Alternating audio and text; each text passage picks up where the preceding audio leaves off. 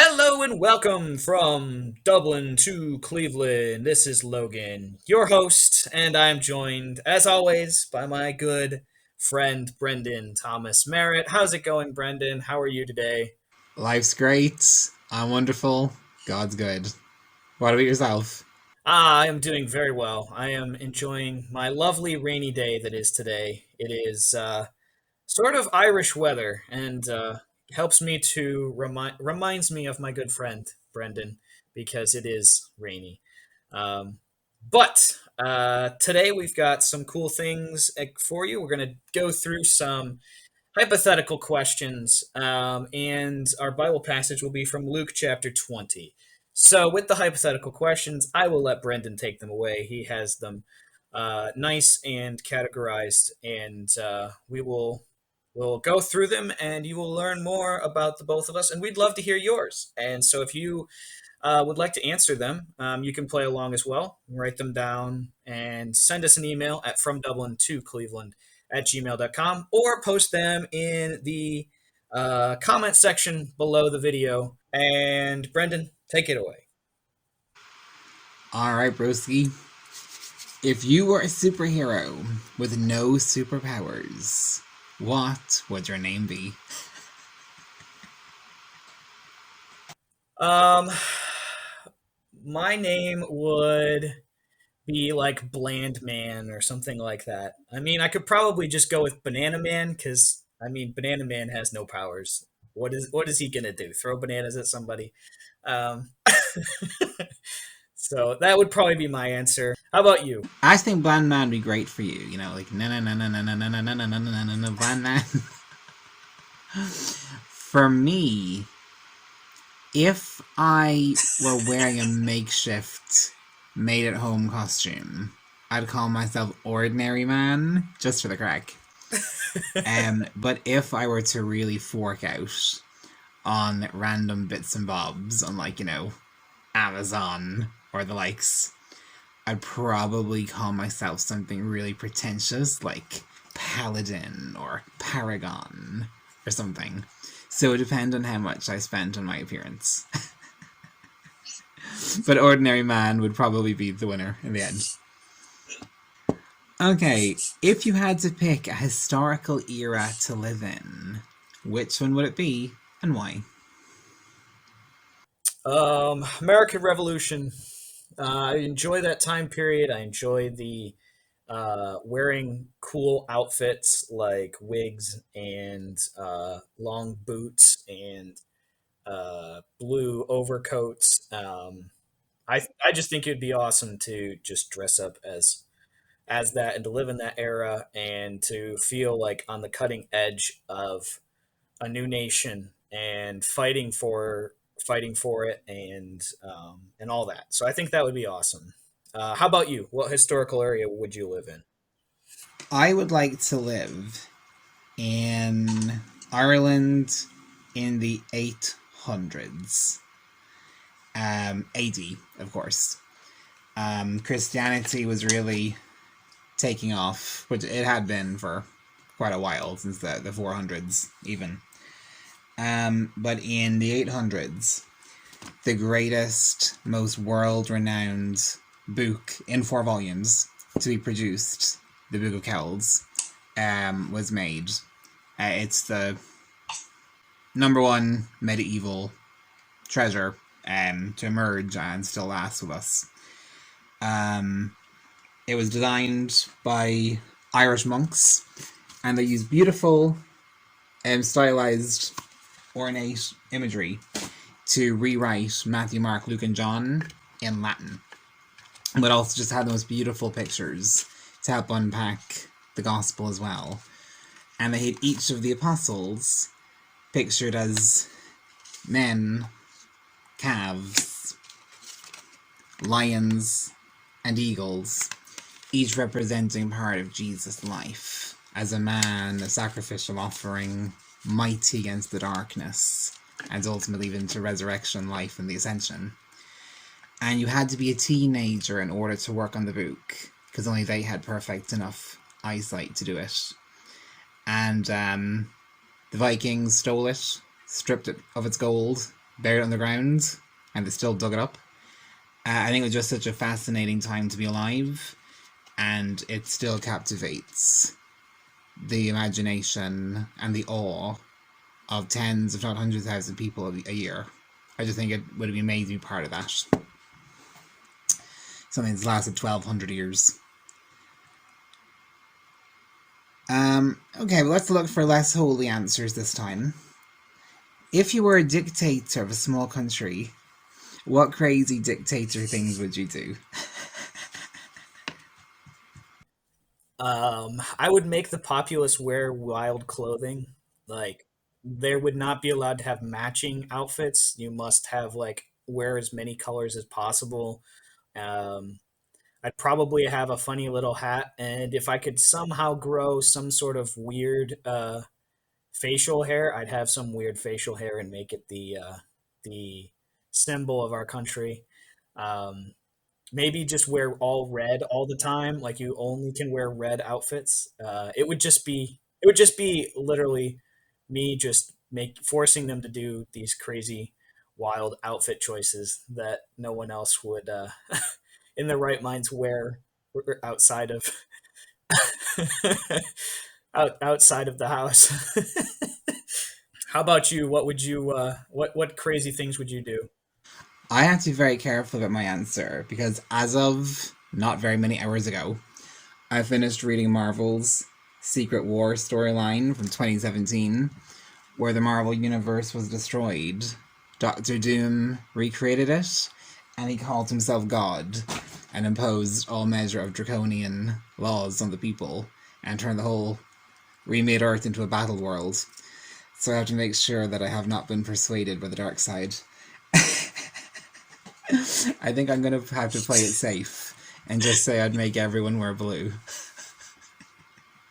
If I say anything more creative than that, I might get I don't know, accused of having been manipulated by the darkly super villainous characters I've been reading.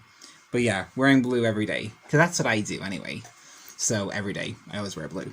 So I think it would be like homage to their leader.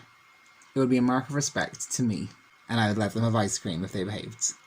Okay, if you could have any superpower, which power would you want to have?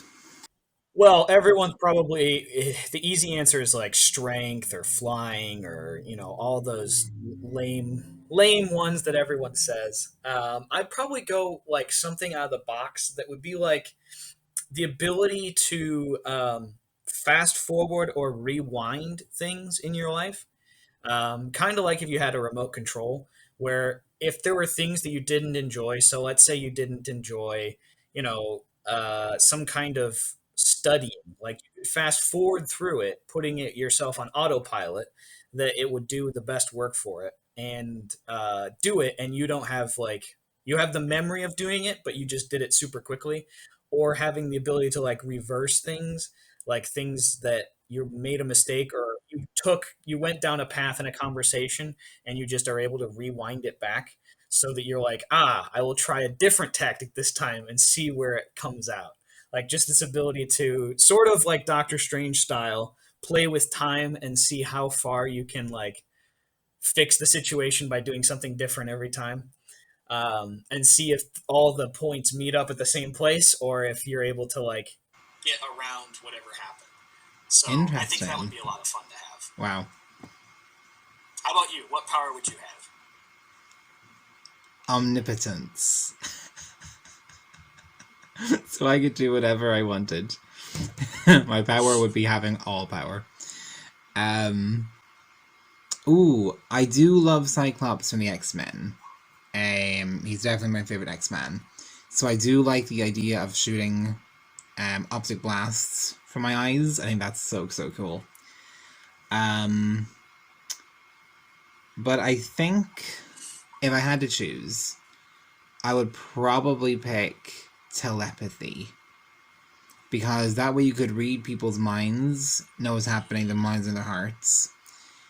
You wouldn't have to fly, but you could like astral project, and then your spirit man or your soul could fly. So you wouldn't have to do it physically because your mind could. you would necessarily have to like have ability over like lightning, shooting that from your hands, because you could shoot psionic blasts if you were powerful enough. You know, you wouldn't have to freeze time, but you could command people to stop doing what they're doing telepathically. So I think if you were a powerful enough telepath, you could actually do a heck of a lot. So yeah, telepathy. If you were a Nice. transformer, what vehicle would you be? All right. So again, the easy answer is probably like a Lamborghini or some kind of like really amazing supercar or a truck or something. But I think it would be so much fun as just to be this crazy transformer that like when he's standing up looks so threatening, but when he goes down, he like turns into like a golf cart, but he's like a nitrous powered golf cart. So like this thing can fly and go really fast, but it's still a golf cart. It's not very imposing looking. Get into situations and places that you wouldn't expect, and then wow, it's a transformer. I would choose to be an electric car because I don't want people sitting on my lap just because they think that they can. And no one can afford an electric car. So therefore, if you transform into one, no one's going to be sitting on you. No one's going to be driving around you or taking selfies, looking how pretending that they're so rich and amazing. You would be bought. You would just sit in the car dealer shop with the lovely car dealership smells all day long. People would look at you, admire you, realize they don't have enough money, bugger off, and leave you be.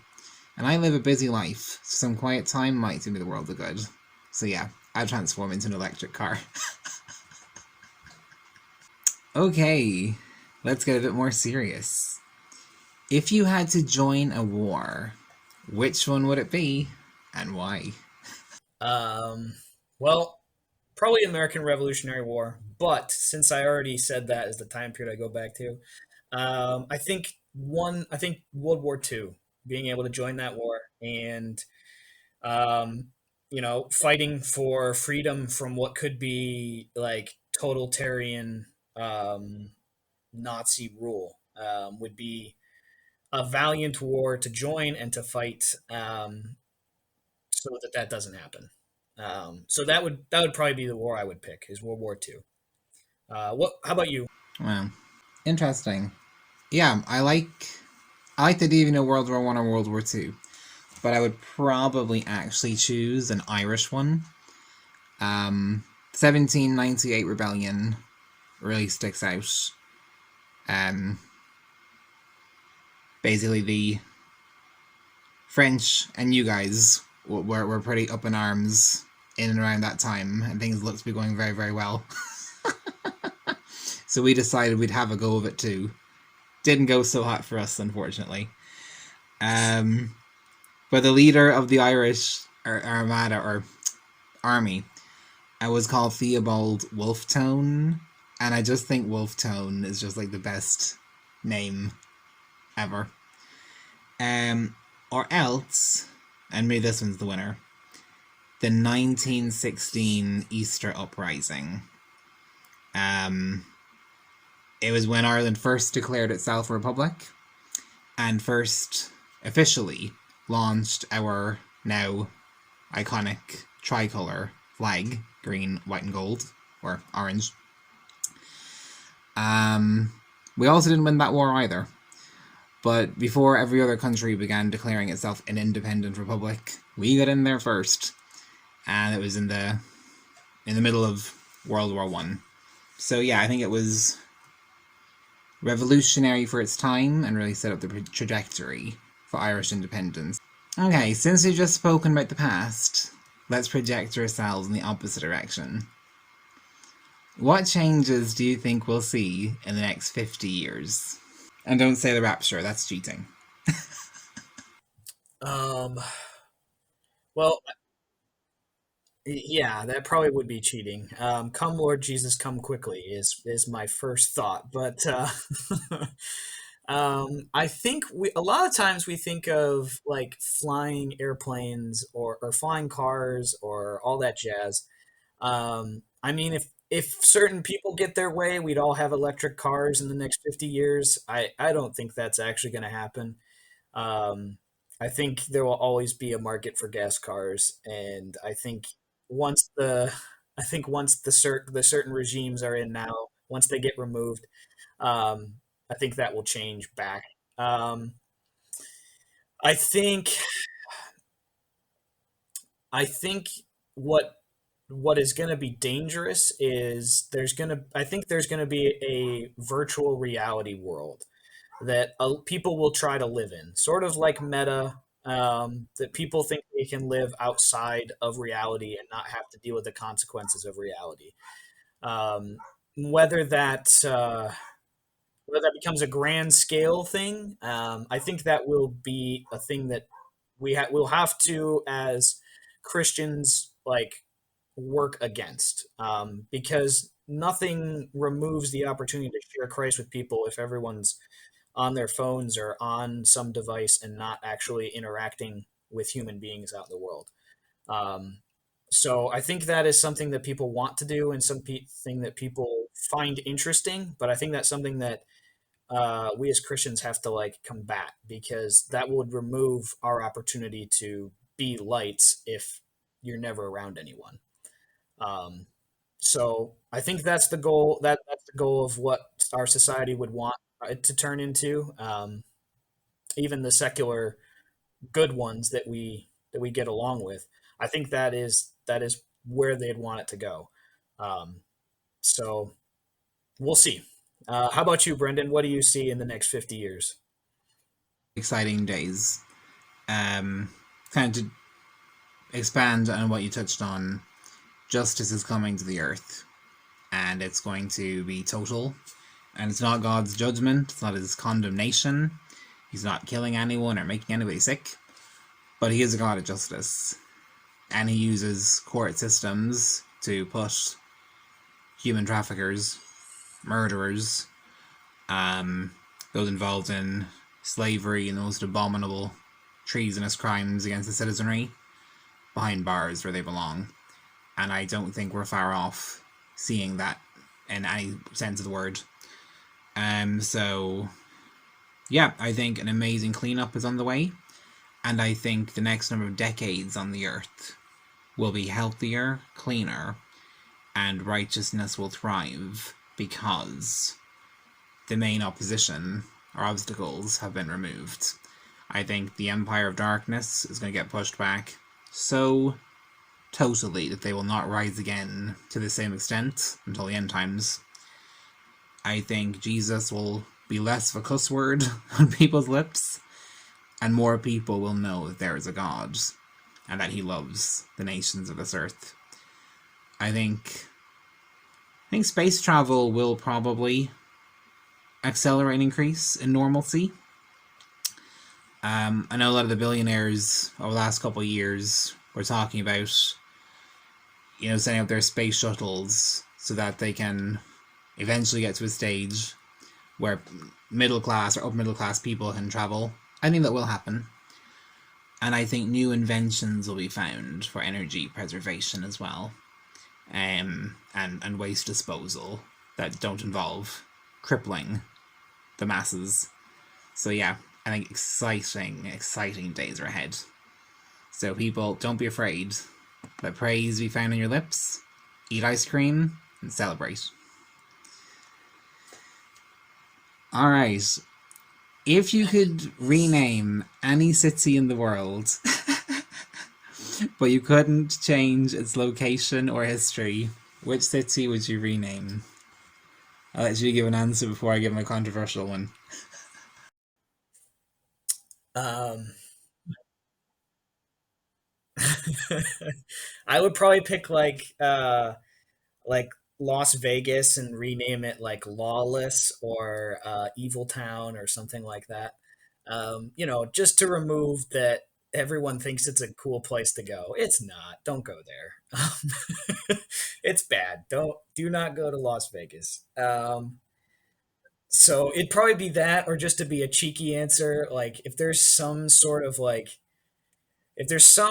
out there where they labeled it like West the western point or western something like that.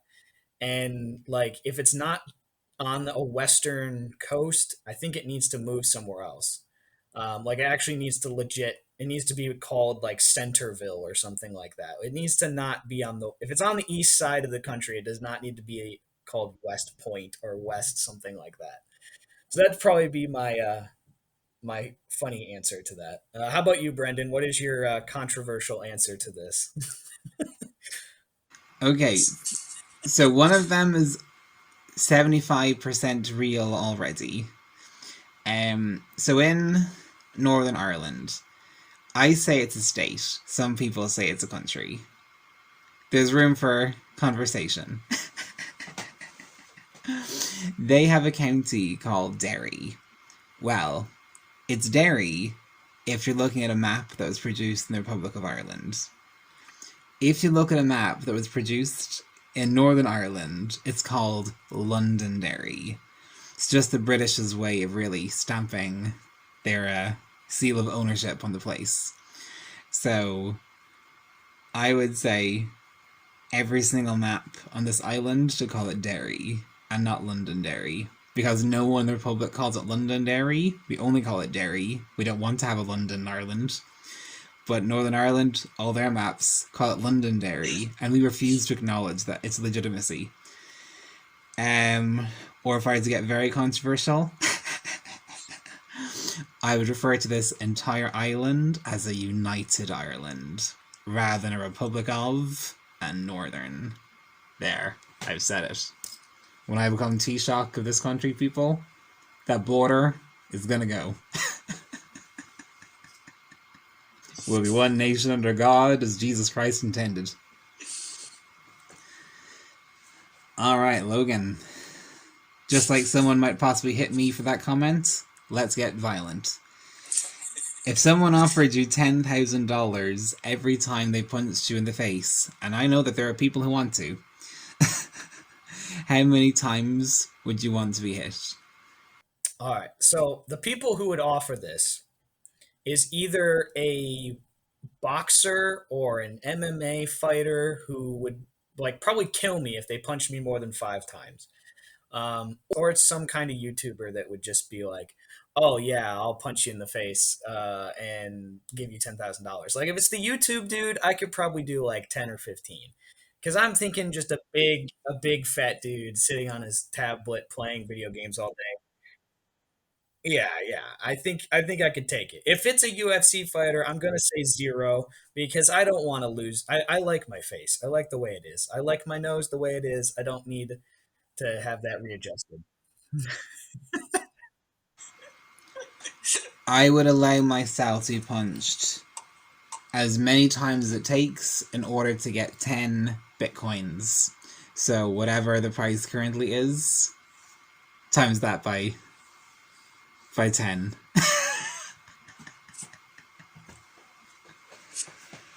Bitcoin the future, people. I even have on a t-shirt. Hang on.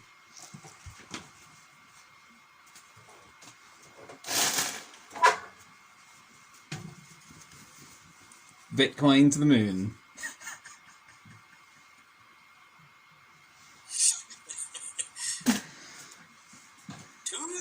To the moon. I picked it up in Greece. I haven't worn it in public yet. I need to start.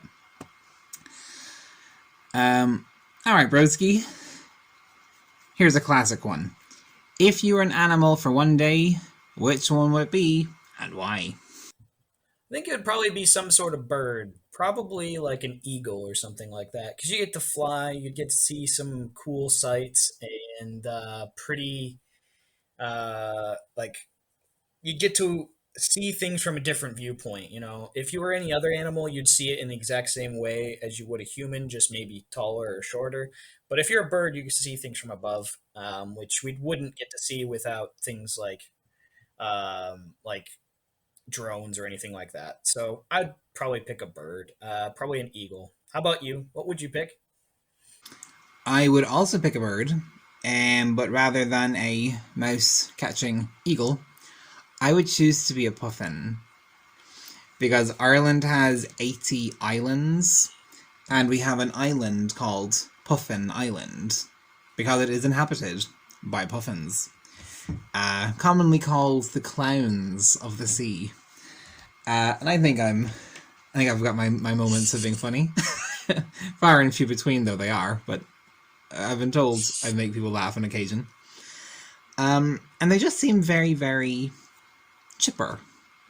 They just potter around on the little island. If people come to visit them, happy days. If they get no visitors, they seem perfectly content. And yeah, I think just popping around that little island, eating fish when you get peckish, having the lols afterwards, it just seems very, very peaceful. But let's take this off an island for a moment. If you had to live in a castle, which one would it be and why? Well, first of all, I'd live in any castle. I don't discriminate castles wise.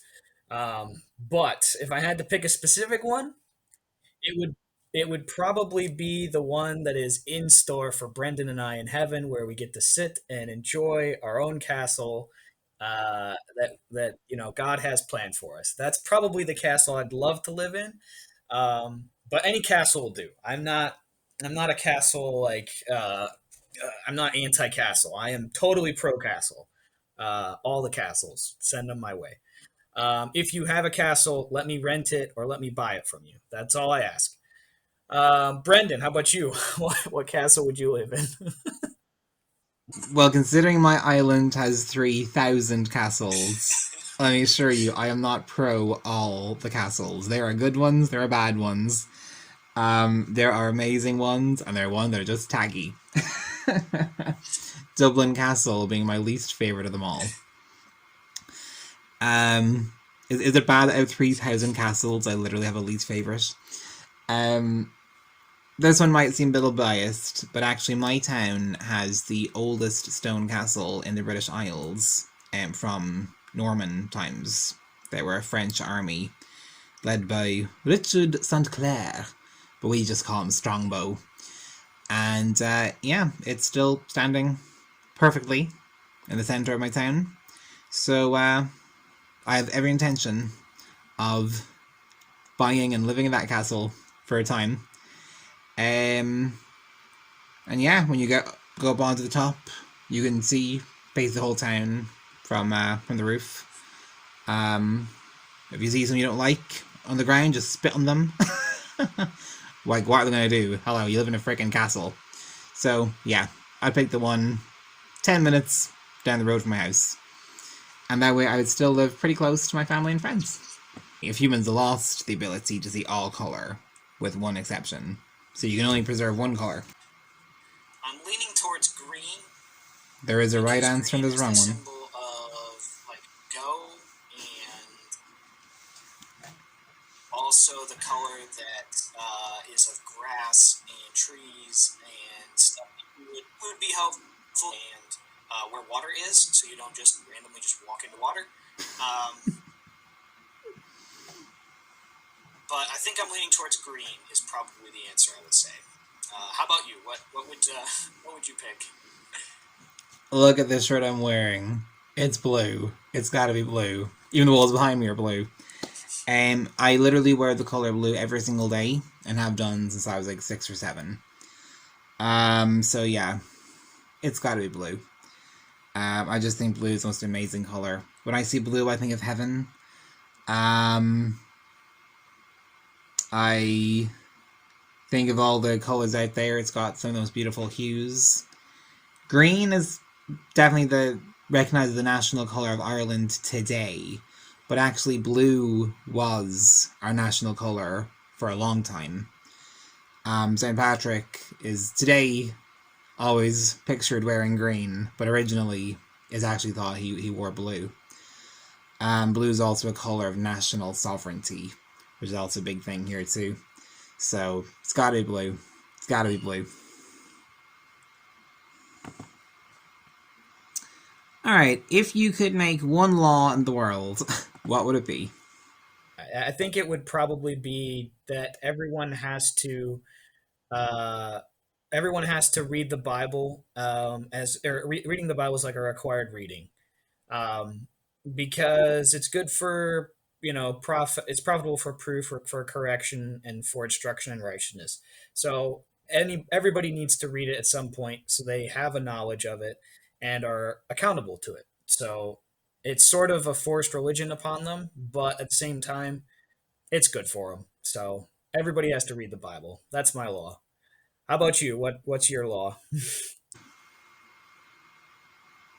The absolute criminalization of abortion. It is the highest form of demonic worship there is. And if you look through the Bible, it is recognized as the worst thing people can do to each other. When you see nations begin killing their own children, it's pretty much when God got really, really angry and justice came in a big way. If you could live in any state in the US, which would it be? And you may even choose the state you live in, Ohio. I love Ohio. Ohio's good because we don't have snakes or volcanoes or earthquakes or raging fires. But at the same time, I think living in either North Dakota or South Dakota would be really cool. Because it's just country out there. Like it's just endless miles and miles of basically the land, and you can farm it and grow on it and build your house. And it's almost like you're going back in time. So I'd probably do that. And it would have to be Alabama. Firstly, I love the song Sweet Home Alabama. It's a classic. Whoops. Oh, frig. I was knocked over like my lights. What else? There's a great pastor there, Robin D. Bullock. He's amazing. I'd love to go to his church. I don't watch pastors online all that often, but he's the one that I watch every week. I'd be watching him now if not for this chat. Also, I don't think the folk of Alabama would judge me for how much sugar I take in my tea. They seem like the kind of people whose teacup it just turns white with all the sugar that they take. And I've also heard that, no offense, people, that they've got the lowest literacy rates or educational or academic qualification rates in the US. And I think that if I wanted to make a play for political power, I'd like my odds. I'd be like, you folk look like you need a leader. How's this blow in for size? I'm joking, people of Alabama, you're great, you're amazing. I love you lots like jelly dogs. Yeah, I think Alabama would be great. Nice. We've just lost 50% of our viewers. Sorry, guys. All right, guys, we got one more. You can transport one furious elephant into any point in history. Where would you put it? Oh man, there's so many fun choices here. It has to be a situation that just it would be out of place. Like it would just be like that's the wildest thing that I could have imagined for that situation. Or it has to be a situation that is just wild. Um like some sort of I don't know, like why is the first thing I think of like JFK's assassination? Why is that the first thing I think of? But um just a raging elephant comes flying through. Um no, that's not my answer. Um it gotta be like um oh, it's got to be like a Bible story, like Balaam's donkey talking back to Balaam. Like it's got to be like the furious elephant just goes charging by, and then he's just like, "What was that about?" And then they just continue on with it like it was no big deal because obviously a donkey talking was no big deal to the dude. So a furious elephant charging by would be no big deal to him. So I think it would be just a funny addition to that story. How about you? What would you say? What would you say? After the example you just gave, I have one to say the crucifixion.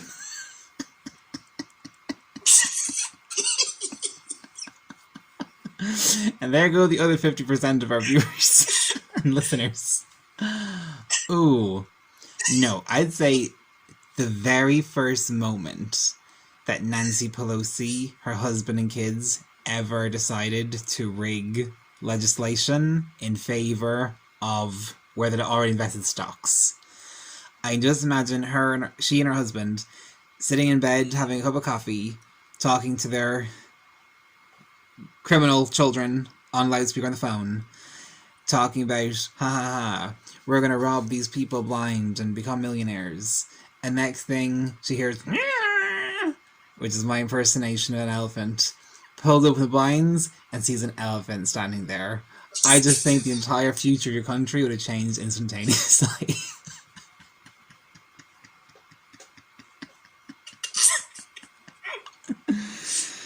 Ah, oh, jeepers. Hashtag let them have cake, Nancy. Gas woman. Maybe I do like the crucifixion answer better. No, no. Alright, so guys, we hope that you enjoyed those answers. Hopefully you laughed and are not morbidly offended or writing us evil, evil letters telling us how satanic we actually are. Send us your answers to from Dublin to Cleveland at gmail.com. And Logan, why don't you take it away with today's Bible passage to encourage God's kids? It's Luke 20, 1 to 8. Yes, we are. We're in Luke 20, verses 1 through 8. And it says, Now it happened on one of those days, as he taught the people in the temple and preached the gospel, that the chief priests and the scribes, together with the elders, confronted him and spoke to him, saying, Tell us, by what authority are you doing these things? Or by whose authority, or who gave you this authority? Like, who gave it to you? But he answered and said to them, I also will ask you one thing, and answer me. The baptism of John, was it from heaven, or was it from men? And they reasoned among themselves, saying, If we say from heaven, he will say, Why then did you not believe him? But if we say from men, all the people will stone us. For if they are persuaded that John was a prophet. So they answered that they did not know where it was from. And Jesus said to them, Well, then neither will I tell you by what authority I do these things. Um, One of the things we see from the Bible, we see from God's word, and we see from Jesus specifically, is that he likes to ask a lot of questions when somebody asks him a question. So if somebody came up to him and said that in this situation, they came up and they're like, "Hey, so whose authority are you doing this? Like, who said you could? Who said you could preach? Who said you could teach? Who said you could be? Who could be who you say you are?" And Jesus goes, "Okay, well, before I answer that question, how about you answer this question for me? I what was John's stuff from heaven or from men? Like he sort of sets a trap for him. He sets a trap. They've tried to set traps for him with the whole Roman coin and who's like paying taxes and all that stuff. They've tried to set these traps for Jesus, and here he sets a trap for them. Which one is it? And so they see it as, well, if we say from heaven, he's going to say, well, why don't you believe it? And then, but if we say, it's from men, then all these people are going to kill us. And so what they're basically doing is they're not using their thinking wisely. They're using it for themselves. They're using it for a way to get out of the situation. And like God gave us a mind to use our mind to think and to think logically. And here they're using it to think badly. They're using it for themselves. Our thinking is supposed to be used to understand and to know the Bible. And here they use it as a way just to get what they want. And that is to not get killed and to not look bad in front of a group of people, and not for Jesus to shame them. And so they answer nothing. They go, well, we won't answer anything. And Jesus goes, well, then why would I answer your question? It's a logical conclusion. Is if you won't answer the question I give you, why would I answer your question? Why would I tell you whose authority it is? Because obviously you're not. you're not using your brain wisely. You're using it for yourself. So even if I give you the right answer, even if Jesus said, well, I get this authority from God, they're not going to believe him anyway. And so we have to, when we hear this, when we hear these, like, when we're put in these kind of situations where we're used to ask questions directly to use our brains, we have to use them the right way for God. We don't use them as ways to get what we want or to figure out what we want or to work our way around so that we get what we want. It's we use them for God's will. We use them to share the gospel, to show other people, and not for ourselves. We don't want to be like this where we don't get the answer to our questions because we can't answer a question.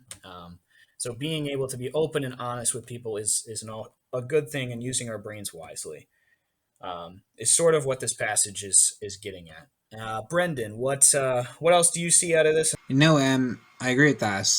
What I would just say is, people, we're called to be as innocent as doves, but as crafty as snakes. That's a command from Jesus Christ. So, as you go about the world on your day-to-day life, read the room, read the temperature, and ask Holy Spirit to reveal to you, if you don't already know intuitively or through a spirit of discernment, why the person is asking you these questions, or why they're saying what they're saying around you, and what they hope to get out of it. Because I once had someone walk up to me and say, "Hey, you're a Christian, right? If I were to drop dead now, will I go to hell?" Well, let me tell you, I knew the second he asked me that question, 2 seconds after saying hello, he was testing my integrity. Did I believe the Bible enough to be as blunt with him as he was with me? So I gave him, I asked him a question. Before I answer that, can I just give you a little bit of a theological context? He said, yeah. I did that, and within 1 minute I said, yeah, you would. If you were to drop dead right now, you wouldn't wake up in heaven, because you've rejected Jesus.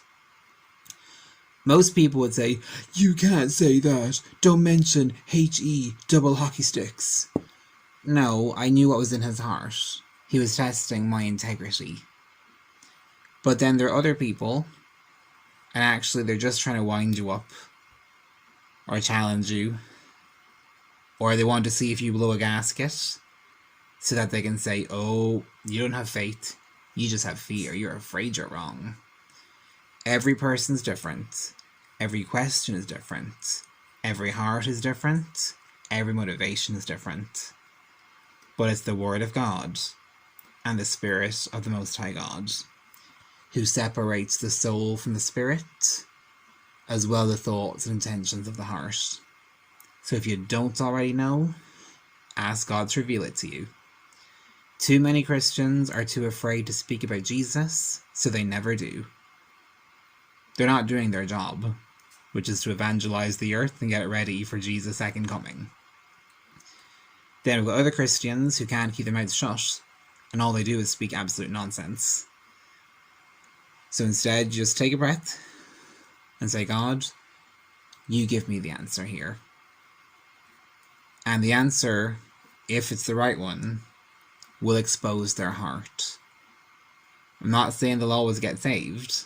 Sometimes they'll get nasty. But pray that you will expose their heart.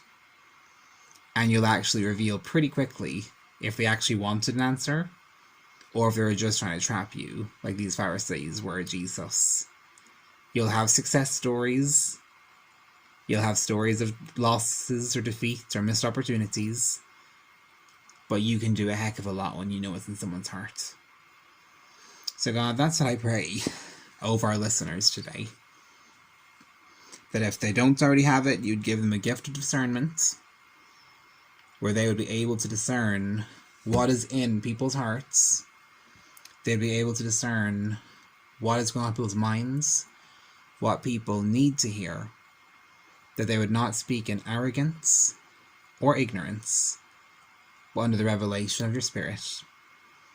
That they would not waste seed, but that they would sow good seed in a crafty, clever way, and it would find good soil in the souls of those they speak to, and that they will see abundant fruit come of it, Jesus, even the form of everlasting life.